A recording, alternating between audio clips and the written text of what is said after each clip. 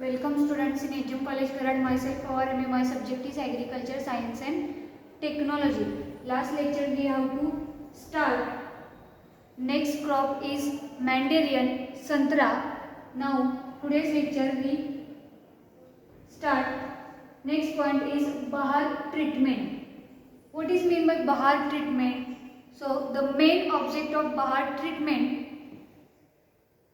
is to be bearing the soil of temporary wilting stage, thereby reducing nitrogen supply and accumulating carbohydrates content in the branches of twigs, resulting in good ratio Mandarin orange start commercial bearing from the 6th year onward and produces two main growth flushes. म्हणजे बहार treatment आहे त्याचा जो period असतो, period of बहार treatment, period of flowering and period of harvesting. तर दोन treatment आहेत, आंबिया बहार अँड मृग बहार. सो नेक्स्ट पिरियड ऑफ बहार ट्रीटमेंट कोणता पिरियड आहे बघा. आंबिया बहारसाठी जो आहे तो November to December. Next period of flowering जानेवारी टू फेब्रुवारी. Period of harvesting October to December. तर हा काय आहे त्याचा बहार ट्रीटमेंट आपण ज्या देतोय. तर दोन टाइप आहेत, आंबिया अँड मृग बहार. तर मृग बहारसाठी पीरियड ऑफ बहार treatment April to May. Period of flowering जानेवारी टू जुलै अँड पीरियड ऑफ हार्वेस्टिंग फेब्रुवारी टू मार्च. तर काय आहे ते बहार ट्रीटमेंट जी आपण देतोय. म्हणजे 2 वर्षामध्ये काय होतं तर 6th year onwards and produces two main growth flushes of बहार्स इन इयर. म्हणजे एका इयरमध्ये काय केलं जातं तर 6 वर्षानंतर, म्हणजे जो जेव्हा तुम्ही प्लांटिंग करताय या ऑर्काडचं किंवा संत्रा क्रॉपचं आपण जेव्हा प्लांटिंग करतो त्याच्या 6 वर्षानंतर काय होतं एका इयरमध्ये बहारचे 2 फ्लशेस होतात. तर हे काय आहे तर याच्यामध्ये बहार ट्रीटमेंट. याच्या आधी आपण काय बघितलं होतं म्हणजे जे त्याच्यासाठी लागणारं मॅन्युअर्स आणि फर्टिलायझर जे असतील ते आपण काय केलेले होते त्याचा चार्ट बघितला होता. त्याच्यामध्ये कोणकोणते मॅन्युअर्स फर्टिलायझर्स आपण ॲड केलेले होते, किती प्रमाणात ॲड करायचे होते ते बघितलं होतं. फार्म यार्ड मॅन्युअर असेल, नायट्रोजन असेल, फॉस्फरस असेल आणि पोटॅशियम हे तिन्ही फर्टिलायझर्स काय करत होतो आपण किती प्रमाणात ॲड करायचं आहे. 1 इयर प्लांट असेल, 2 इयर प्लांट असेल, 3 इयर प्लांट असेल, नेक्स्ट 10th इयर ऑनवर्ड्स एवढं प्लांट असेल तर तिथंपर्यंत आपण काय करतो त्याला किती फार्म यार्ड मॅन्युअर लागतंय किंवा नायट्रोजन असेल, पोटॅशियम असेल, फॉस्फरस असेल ते आपण त्या चार्टद्वारे काय केलेलं होतं बघितलं होतं. तर आता आपण काय बघतोय बहार ट्रीटमेंट. म्हणजे बहार ट्रीटमेंट 2 टाईपचे आहे, एक आंबिया बहार, नेक्स्ट मृग बहार. पिरियड ऑफ बहार treatment, period of flowering and period of harvesting हे काय करतो आपण या चार्टद्वारे बहार ट्रीटमेंट बघतोय.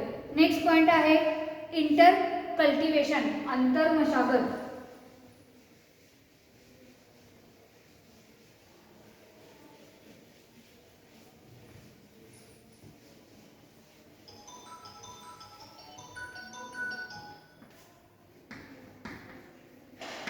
Inter cultivation. तर बघा अंतर्मशागत timely removals of weed and loosening of soil, regular practice followed in orchids. म्हणजे जेव्हा तुम्ही प्लांटिंग करता या ऑर्किडचं तेव्हा काय केलं जातं वेळच्या वेळी काय केलं जातं त्याच्यामधले जे वीड्स असतील ते काय केले जातात रिमूव्ह केले जातात. Next loosening of basin soil and necessary as a become compact. आणि काय कर आपण रिंग बेसिन टाईप काय करतोय आपण त्याला रिंग बेसिन तयार करतोय. ते जे बेसिन आहे ते काय केलं जातं लूज केलं जातं आणि परत थोडंसं कॉम्पॅक्ट झालं पाहिजे. Soil is necessary become a compact. Next deep plugging at flowering and fruit stage be avoided. म्हणजे deep plugging of flowering and fruit म्हणजे फ्लावरिंग अँड फ्रूटच्या वेळेस काय केलं जातं, डीप प्लगिंग जे आहे ते अवॉइड केलं जातं तिथे. Due to heavy weight of fruits there possibility of bending of branches of splitting of branches. To avoid such possibilities the trees should be supported with bamboo sticks. म्हणजे काय केलं जातं, कधी कधी एकाच ब्रांचवरती काय झालं, मोर म्हणजे जास्त प्रमाणामध्ये काय झालं, त्याला फ्रुटिंग आलं, तर काय केलं जातं, त्याला बांबूच्या ज्या स्टिक्स आहेत त्या काय केल्या जातात, लावल्या जातात. कारण ती स्प्लिट होऊ नये, फॉल होऊ नये यासाठी काय केलं जातं, तर त्या ऑर्किडला, त्या प्लांटला काय केलं जातं, बांबू स्टिकनी काय केलं जातं, त्याला सपोर्ट दिला जातो. तर त्या पॉसिबिलिटीज ज्या आहेत त्या अवॉइड करण्यासाठी काय केलं जातं, तर जे बांबू टिक्स आहेत ते काय केल्या जातात, यूज केल्या जातात. Next, dried branches infected plant parts and excessive growth should be timely removed in the time. म्हणजे काय केलं जातं, तर ज्या ड्राईड एखादी ब्रांच ड्राईड झाली असेल, एखादी इन्फेक्ट झाली असेल, तर ती टाइमली काय केलं जातात, तर रिमूव्ह केले जातात. जर ते रिमूव्ह नाही केलं तर अदर जो पार्ट आहे प्लांटचा तो त्यालाही काय करू शकतं, तर ते इन्फेक्ट करू शकतं. यासाठी काय केलं जातं, जो ड्राईड पार्ट आहे, इन्फेक्टेड पार्ट आहे, तो काय केला जातो, रिमूव्ह केला जातो. नेक्स्ट पॉइंट आहे प्लांट प्रोटेक्शन्स. हे झालं इंटरकल्टिव्हेशन. नेक्स्ट आहे प्लांट प्रोटेक्शन.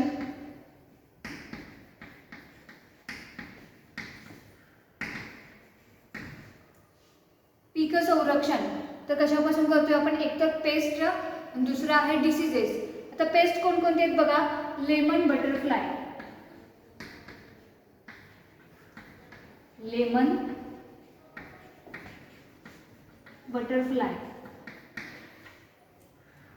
तर नेचर ऑफ डॅमेज बघा, the insect feed on the larvae from a margin towards mid rib and defoliate branches.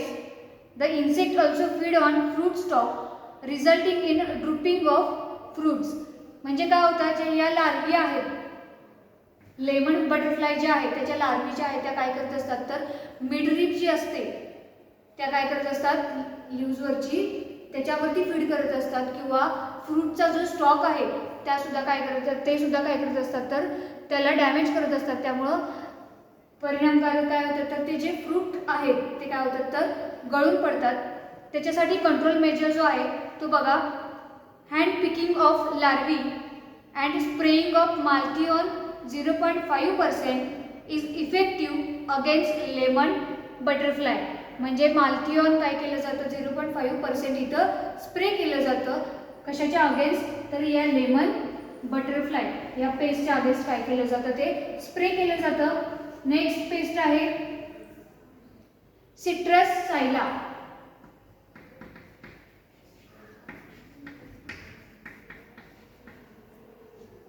तर याचा नेचर ऑफ डॅमेज बघा, suck of the sap from tender shoot and leaves resulting in curling of leaves, defoliation and drying of twigs, secretion of honey dew like crystalline material resulting growth of scutty mud appears. It is also act as a vector greening diseases and brings citrus decline. म्हणजे या ज्या काय citrus सायला आहेत या काय करत असतात, तर तुम्ही बघितलं असतील सिट्रसच्या प्लांटवरती, किंवा एखाद्या जरी तुम्ही लिंबू, आता संत्र्याचं जर बघितलं नसेल तर लिंबूच्या ह्याच्यावरती जर तुम्ही बघितलं, त्या सिट्रस सायलात अशा ऑरेंज कलरचे असतात, त्या लीव्सवरती काय करत असतात, जो टेंडर पार्ट आहे त्याच्यावरचा त्या काय करत असतात, तर फीड करत असतात. आणि फीड केल्यामुळं काय होतंय, ती जी एखादी ब्रांच असेल ते काय होतं, डिफॉलिएशन होतं किंवा ड्रायड होतात, आणि काय होतं, तर ती ब्रांच ब्रेक होते, डॅमेज होते. त्यामुळं त्याच्यासाठी जो कंट्रोल मेजर्स आहे तो बघा, स्प्रेइंग ऑफ नोवाक्रोन 0.025% और मोनोक्रोटोफॉस 0.2% इज अ रिकमेंडेड. म्हणजे याच्यासाठी दोन केमिकल रिकमेंड केलेले आहेत. ते कोणते आहेत, तर नोवाक्रोन 0.025% अँड मोनोक्रोटोफॉस 0.02% हे काय केलेलं आहे, याच्यासाठी रेकमेंड केलेलं आहे. तर नेक्स्ट जो पेस्ट आहे तो कोणता आहे बघा, स्टेम बोरर.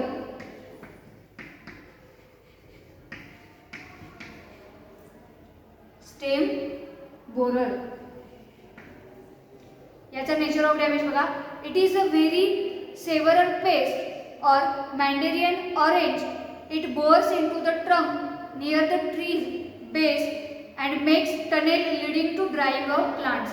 म्हणजे हे काय करत असतं स्टेम बोरर, तर जे ब्रांचेस असतील, ट्रंक असतील, त्या काय करत असतात पोखरून काढत असतात आणि ते पोखरल्यानंतर काय होतं तर पूर्णपणे ती ब्रांच असेल, ते स्टेम असेल, ते काय होतं ड्रायड होतं. तर याच्यासाठी कंट्रोल मेजर जो आहे तो बघा, keep the orchid clean.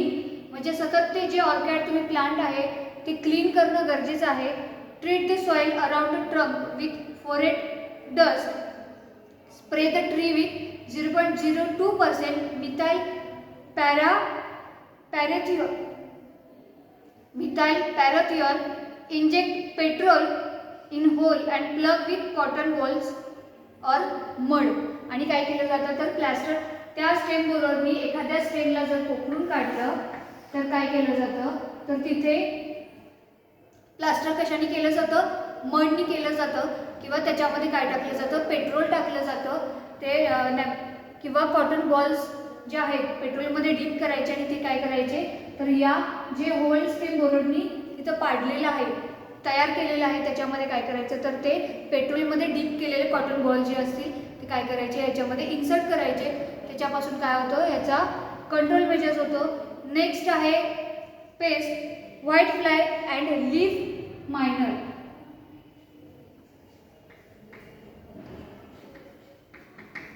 White fly and leaf miner. तर नेचर ऑफ डॅमेज बघा. It suck the cell sap, tender shoot and leaves. Yellowish patches are formed in surface of leaf region. म्हणजे leaf सरफेसच्या याच्यावरती काय होतं तर yellowish spot appear होतात. Next आणि काय करत असतात तर या white flies and leaf miner काय करत असतात, जो सेलमधला सॅप आहे तो काय करत असतात फीड करत असतात. याच्यासाठी कंट्रोल मेजर जो आहे spraying tree with Nuvacron 0.1% is the effective control measure. म्हणजे याच्यासाठी एकच केमिकल सांगितलेलं आहे, ते कोणतं आहे न्यूरोक्रॉन 0.1%. हे काय काय सांगितलेलं आहे तर it is effective control major. Next diseases. 4 paste बघितले आपण कोणकोणते आहे लेमन, बटरफ्लाय, सिट्रस सायला, स्टेम बोरर अँड फोर्थ जो आहे तो white fly and leaf minor. Next आहे डिसीजेस. पेस्ट मीन्स कीटक अँड डिसीजेस मीन आजार. तर बघा डिसीजेस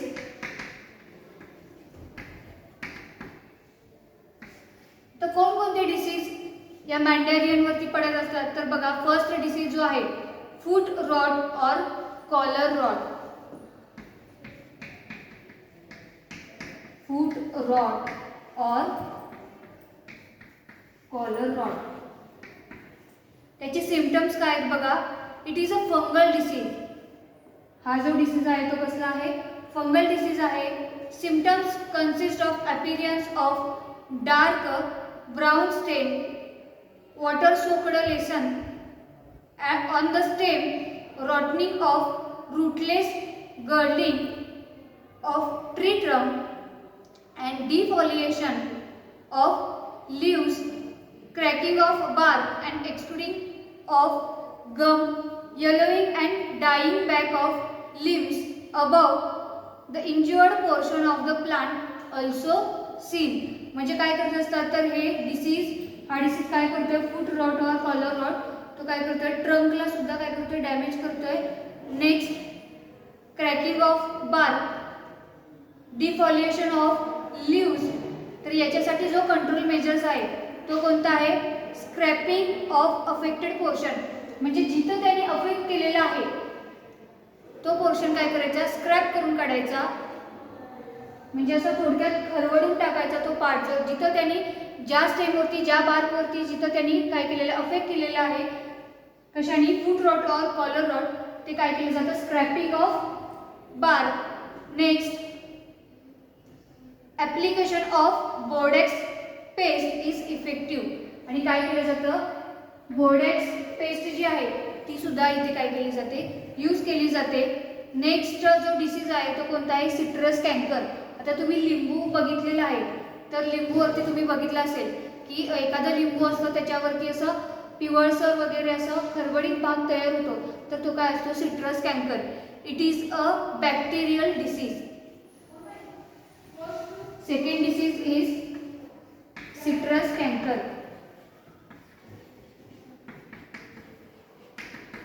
तर हा कसला डिसीज आहे, it is a bacterial disease. Minute water soaked lesson appears on leaves, twigs, fruits, mostly occurs in rainy season. म्हणजे सगळ्यात जास्त कधी आढळतो हा सिट्रस कॅन्कर, तर रेनी सीझनमध्ये आढळतो. कशा कशावरती, लीव्स असेल, फ्रूट्स असतील, त्याच्यावरती काय येतात, तर ते जे लेसन्स असतील, वॉटर सोप्ड लेसन्स, ते काय होतात, तर लीव्सवरती आणि फ्रूटवरती ॲपियर होत असतात. Next, yellow hole appears very distinctly which can be seen by viewing the leaves in a light brown corking spot appearance on fruit. म्हणजे जो येलो पार्ट पडतो तो कशावरती होतो, तर लीव्सवरती होतो. आणि ऑरेंज कलरचे जे वॉटर सोप्ड लेसन्स तयार होतात, ॲपियर होत असतात, तर ते कसले आहेत, ऑरेंज कलरचे असतात. हा कोणता झाला, it is a bacterial disease, citrus canker. तर त्याच्यासाठी कंट्रोल मेजर्स जे आहेत ते बघा, pruning affected portion of plant before monsoon. Next, spraying of 1% Bordeaux mixture on newly emergency flush. Spraying streptomycin sulfate 500 ppm or streptocycline 100 ppm plus copper oxychloride 0.3%. तर काय केलं जातं, स्ट्रेप्टोमायसिन आहे, स्ट्रेप्टोसायक्लिन आहे, प्लस कॉपर ऑक्सीक्लोराइड हे काय केलं जातं, तर त्या सिट्रस कॅन्करसाठी इफेक्टिव्ह आहे, रेकमेंड केलेलं आहे. आणि ते काय केलं जातं, तर त्या प्लांटवरती, ऑर्किडवरती काय केलं जातं, स्प्रे केलं जातं. नेक्स्ट डिसीज आहे ग्युमोसिस. थर्ड डिसीज आहे ग्युमोसिस. सिम्पटम्स बघा, it is a fungal disease caused by appearance or gum like substances oozing through stem and trunk. म्हणजे स्टेम किंवा जी ट्रंक असेल त्याच्यामधून काय होतं, गम लाईक जे बाहेर पडतं, ऊज होतं, ते काय आहे, तो कोणता डिसीज आहे, तर ग्युमोसिस आहे. And it is a fungal disease. तर त्याच्यासाठी कंट्रोल मेजर्स जे आहे ते बघा, scrapping of oozing portion and application of Bordeaux paste to the affected plant.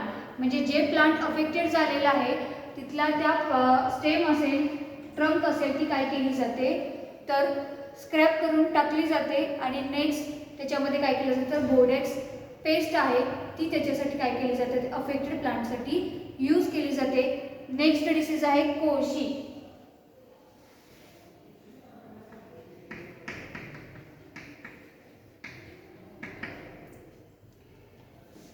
Symptoms, white fly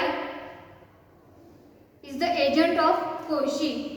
Pest sucks the cell sap from plant and then develops mold several on it. It affects leaves, twigs and as well as whole plant.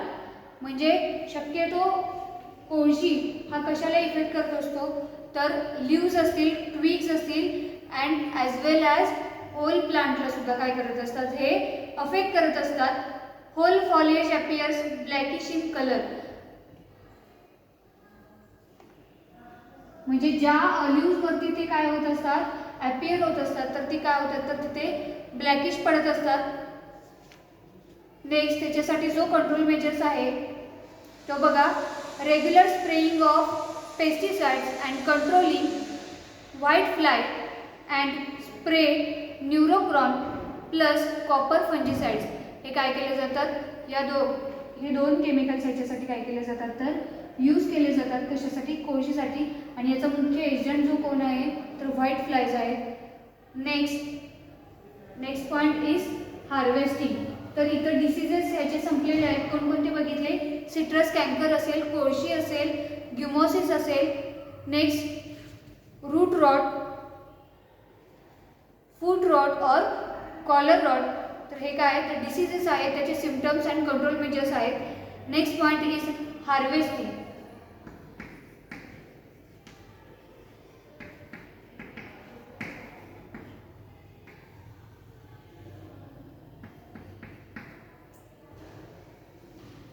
Harvesting. In Mandarin orange, all fruits mature at different times. Therefore, harvesting should be done at proper stage. If harvesting is delayed, there is the possibility of damage of fruits. म्हणजे जेव्हा म्हणजे सगळेच fruit एकाच वेळी mature होतात असं नाही. त्यामुळं काय होतं? तर जे ते हार्वेस्टिंग करायला उशीर झाला तर काय होतात? ते फ्रूट डॅमेज होण्याची शक्यता असते. Mandarin orange start bearing after 5 to 6 years. म्हणजे जेव्हा तुम्ही प्लांटिंग करताय मॅन्डेरियनचं तेव्हा काय होतं? 5 ते 6 वर्षानंतर त्याला फ्रुटिंग यायला सुरुवात होते, फ्लावरिंग यायला सुरुवात होते. आणि 8 to 9 months. आणि जेव्हा ते फ्लावरिंग येतं त्याच्या 8 ते 9 महिन्यानंतर काय होतात? तर ते फ्रूट्स जे आहेत flowering to harvesting is 8 to 9 months. फ्लावरिंग आल्यानंतर ते हार्वेस्ट करायला 8 ते 9 महिन्यामध्ये काय केले जातात? हार्वेस्ट केले जातात. Change is colour of fruit from dark green to pale green is a sign of maturity. म्हणजे ती फळं पिकली कशी आहे ते आपण कशावरून ओळखतोय? तर त्याचा कलर जो आहे डार्क ग्रीनपासून पेल ग्रीनपर्यंत येतो. त्याच्यावरून आपण काय ओळखतो? तर फ्रूट्स ते हार्वेस्टिंगला आलेले आहेत. The economical life of plant is 25 to 30 years.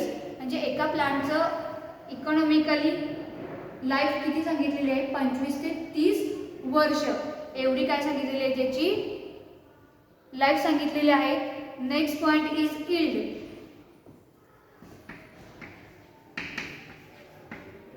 तर यील्ड बघा 800 to 1600 फ्रूट्स पर प्लांट. म्हणजे एका प्लांटपासून 800 ते 1600 फळं मिळतात. और 10 टन्स पर हेक्टर. म्हणजे पर हेक्टरला 10 टन एवढी काय होतात? तर त्याचं फ्रुटिंग यील्ड आपल्याला मिळत असते. तर आलं लक्षात? तर इथे मॅन्डेरियन संत्रा, मॅन्डेरियन ऑरेंज, संत्रा इथे याचे पॉईंट्स संपलेले आहेत. हा टॉपिकही आपल्या इथे काय झालेला आहे? संपलेला आहे. Next collect information about citrus dieback diseases from virus links. म्हणजे काय सांगितलेलं आहे तुम्हाला? त्याच्यावरचे जे डिसीजेस असतील मॅन्डेरियन्सवरचे ते काय करायचे? तुम्हाला कलेक्ट करायचे आहे. त्याची इन्फॉर्मेशन जी असेल ती काय करायची आहे? कलेक्ट करायची आहे. तर इथं आपले हे पॉईंट्स काय झालेले आहेत? संपलेले आहेत. हार्वेस्टिंग, यील्ड, नेक्स्ट त्याच्या आधीचे बघितलेले होते डिसीजेस, पेस्ट. 4 डिसीजेस होते, 4 पेस्ट होते. ते काय केलेले आहेत? आपण इथे स्टडी केलेले आहेत.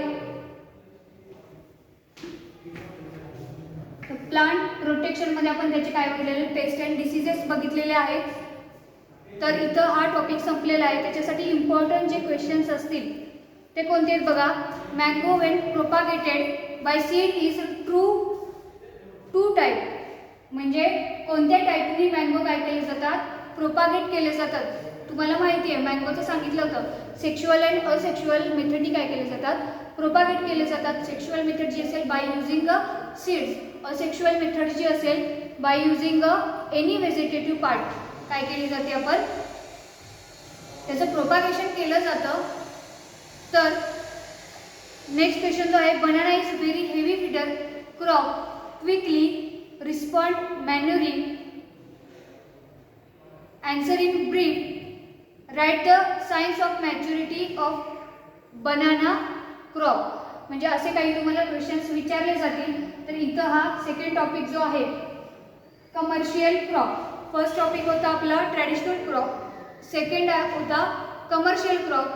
तर ट्रॅडिशनल क्रॉप असतील किंवा कमर्शियल क्रॉप असतील याच्यामध्ये आपण जे प्लांट्स जे क्रॉप्स बघितले त्यांचं आपण अप टू म्हणजे त्यांचं प्लांटिंग करण्यापासून ते त्यांचा हार्वेस्ट, त्यांचं इल्डपर्यंत आपण सगळे पॉईंट्स बघितलेले आहेत. नेक्स्ट टॉपिक जो आहे मोड्स ऑफ रिप्रोडक्शन, तो नेक्स्ट लेक्चरमध्ये काय करणार आहे, कंटिन्यू करणार आहे. थँक्यू.